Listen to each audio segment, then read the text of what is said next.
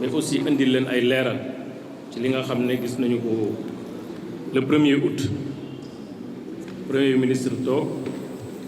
waxtaan ba doyal après bëgg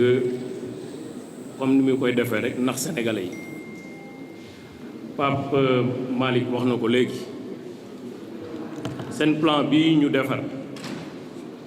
dara taxu ko jóg bu dul dalal xelu askan bi xam nañu ne ils sont en perte de vitesse partout la déception est très grande les attentes sont déchues en moins de 18 mois le Sénégal souffre les Sénégalais et les Sénégalais sont affamés le monde rural est abandonné loolu mooy dëgg li ñu mës a wax nag sénégalais yi yëpp à commencer par lii Pape di leen proposé xam naa c'est une ironie mooy li ngeen doon wax ne yëpp Sénégal am na ko pétrole bi jaay nañ ko 6 000 milliards man fi ma doon xaar waa Pastef ak seeni ñooñ moo ñu présenter publiquement les excuses à Alioune Sall loolu mooy dëgg 6 000 milliards jox ñu suñu 400 000 ku nekk di laaj sa 400 000 tey ki ne woon pétrole balaa ñu ne paie jaay nañ moom léegi ci budget moom mooy wax li pétrole bi di génne ak li muy jar 1000 milliards yi ci loolu la jëm ak Mame Mbaye Niang 29 milliards nangam parce que seen 3J yooyu ñu tuddee jubal jubanti juum la ak jéebaane ak jàmbar 75 minutes d'adresse 75 minutes 1 heure 15 minutes de prise de parole j'ai pas décompté les questions-réponses 75 minutes ku dem ci vidéo bi da nga ko xool man vidéo dama ko déglu ñeenti yoon seetaan ko 75 minutes de prise de parole de Ousmane Sonko Premier ministre mais 75 minutes de bavardage pour ne pas dire de bavarderie impolitique 75 minutes yoo xam ne palaanaas nga doon def mais pas plan ku déglu Premier ministre Sénégal yi fi mujjee jaar ku ñuy wax ci économie ak société ak état ak le Premier ministre Ousmane Sonko vous allez vous rendre compte qu'il tâtonnait il était hésitant il cherchait les mots les PowerPoint n'étaient pas disponibles ce plan est simplement aérien comme l'exposé du plan il n'existe nulle part à part le PowerPoint qui a vu le plan rédigé document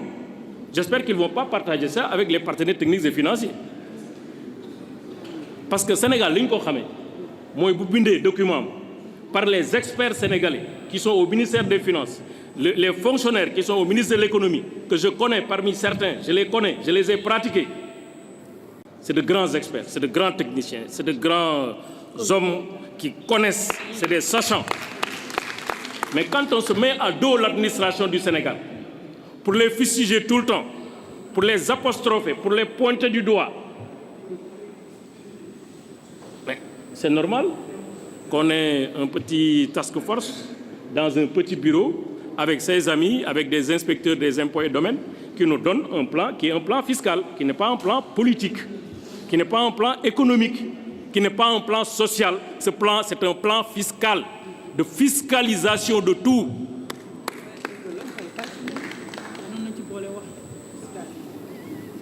kon plan bi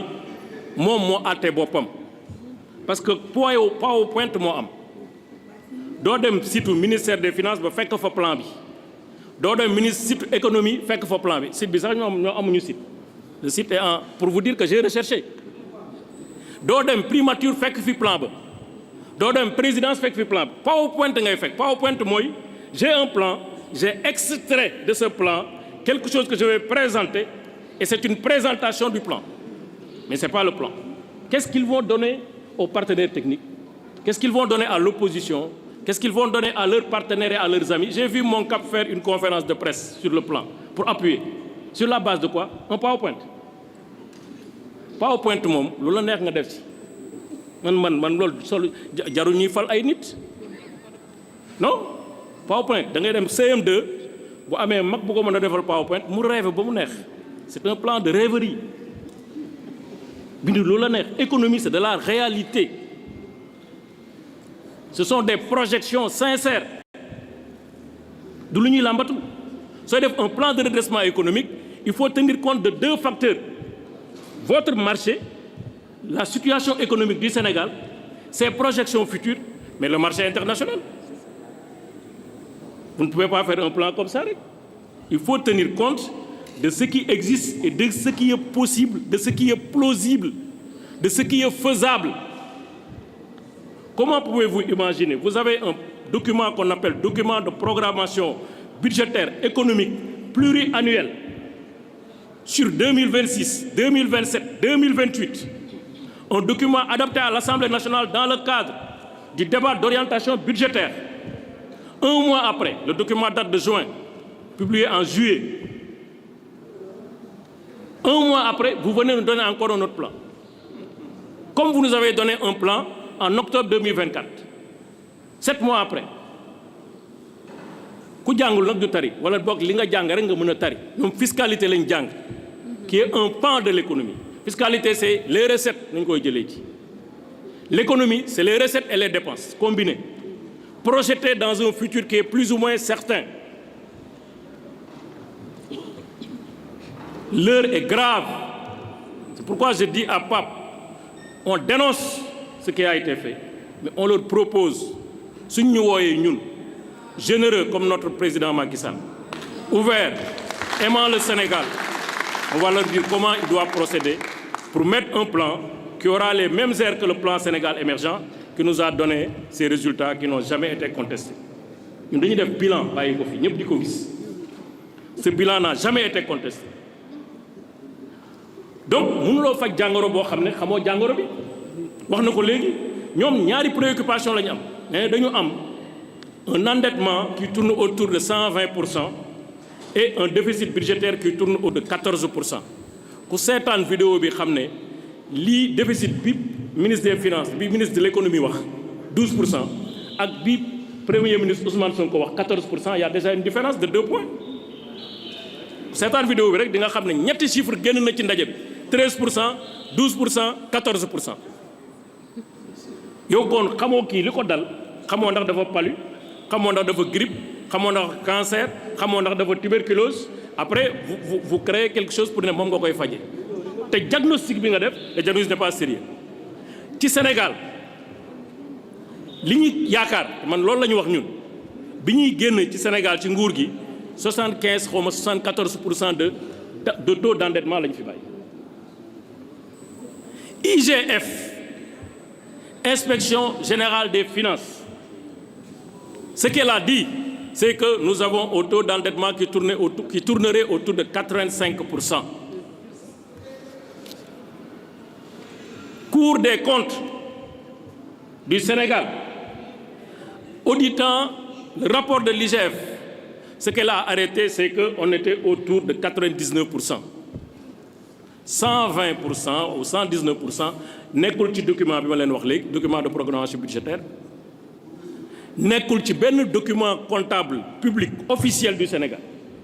La première fois que cette information a été révélée est une banque anglaise, Barclays, qui est une banque étrangère. Ça veut dire quoi? Ça veut dire qu'entre le jour de la passation ou en tout cas la période d'audit de 2023 décembre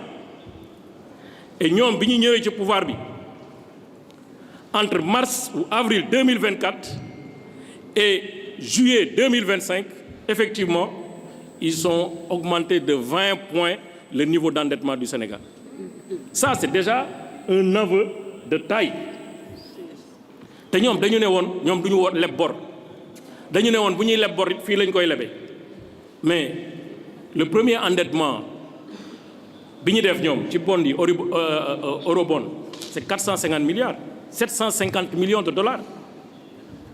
dañ koy xum-xumee bo duñ ko wax mais xam nañ ko dañu koy fay donc yokk ñoom ñoo yokk bu dee li ñuy wax dëgg la parce que bu dee ñun dañuy def endettement de 120 mooy kon ñoom ñoo yokk 20 yi bu dee de loolu amul mooy kon dañu waroon na yem pour li ñuy wax ne feebar bi fii la yem ñu indi saafara bu tolloog feebar bi ñu identifié donc déjà ci feebar bi y a un doute. ci feebar bi y a un doute maintenant nag boo duggee ñoom ci seen biir plan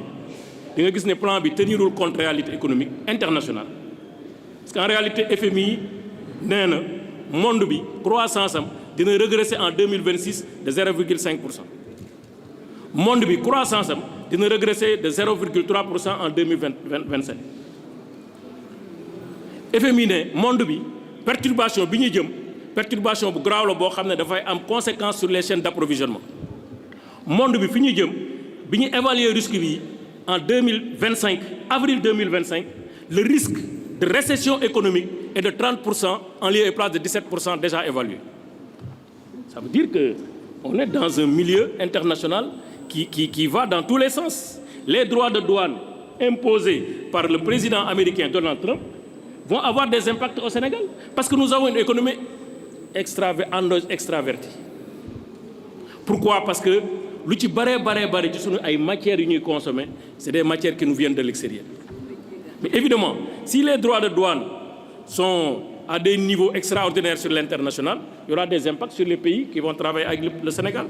Il y aura même des impacts sur le Sénégal parce que le Sénégal n'est pas encore exonéré sur les droits de douane. Donc pourquoi le plan n'a pas tenu compte de ça, de ces risques sur le plan international? Est-ce que gis ngeen fenn ci plan bi fu ñu defee ne am nañ analyse de risque et de menaces sur le projet? Parce qu'un projet économique, un plan, forcément, mais business plan ça beaucoup d'entreprises privées di def, mais il y a une évaluation du risque. Rien. waxuma nag léegi nag incohérence non du ma économiste mais jàng naa finance nag te bi ma koy jàng nag làmbatuwuma gis nga plan bi ñoom recette globale projetée lan lañ ci wax ku am fitu rek tontu ci loolu recette globale projetée qui vont résulter du plan ñaari chiffre au moins mun nañ ko ci jàpp am na chiffre boo xam ne dafa ne 5667 milliards am na beneen bu ne 6202 milliards c'est un plan une différence d'environ 500 milliards 500 milliards c'est environ 8% du plan donc au moins kon dinañ génne plan bi dañ génne ci chiffres yi 8% bokk dinañ génne 1062 ou 1192 ou etc. Parce qu'ils ont prévu 4605 milliards. bi ma defee décompte bi sax c'est pas 4605 c'est 4602 pour être précis parce que montant yi boo ko doole rek mu jox la loolu ñu ngi ci dugal 50 milliards mooy li ñu wax ne ñoom moom la ñuy def réduction de la taille de l'État. Dans les documents c'est 100 milliards qu'ils ont comptabilisé dans les 6202 milliards et ils ont dit non 50 la ñuy projeté pour l'instant mais bon yeneen ni c'est des études sont en cours tout est en étude tout est en cours parce que dañuy làmbatu.